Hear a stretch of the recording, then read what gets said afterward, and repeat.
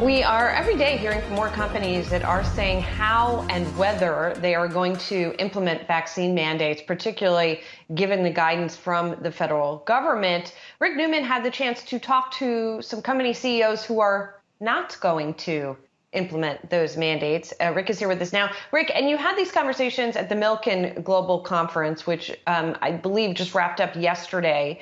What did these CEOs say about why they were doing this?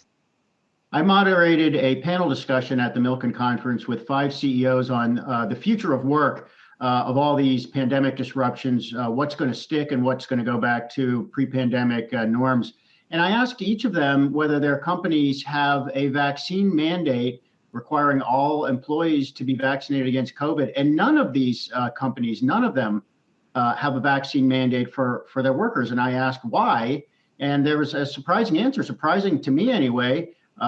Generally, they feel like if they required vaccines, they would lose some percentage of their workers who would just say, nope, I'm gonna go find a job someplace else where they don't make me get the vaccine. And this, of course, is related to the worker shortage.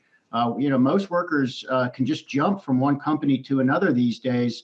So one CEO of a hospital chain told me he thought he would probably lose around 2% of his workers if he required vaccines, and that might not sound like a lot, but they are already having trouble staffing their hospitals, which are generally in regional areas, rural areas, and things like that. And 2% loss would be pretty significant. Another CEO of a manufacturing company told me he thought he would lose 20% of his workers, and he just can't keep his company running if he loses 20% or even 10% of his labor force. So these companies are all encouraging their workers to get vaccinated. They're doing educational programs and things like that, but not requiring vaccines.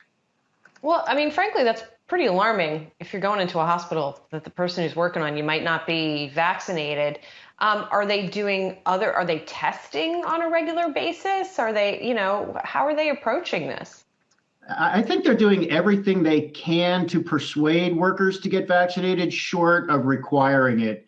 And you know what they're really waiting for? They're waiting for this federal requirement to go into effect. President Biden has said he wants he wants to issue a federal regulation that's going to require all companies with 100 employees or more to require vaccinations. And most of these CEOs, that's what they want. They want the government to be the one that requires it, because then what that would do, obviously, is it would make all companies abide by the same rules. So you can't have a company that is poaching workers by saying, hey, we're not going to require you to get vaccinated, come work over here.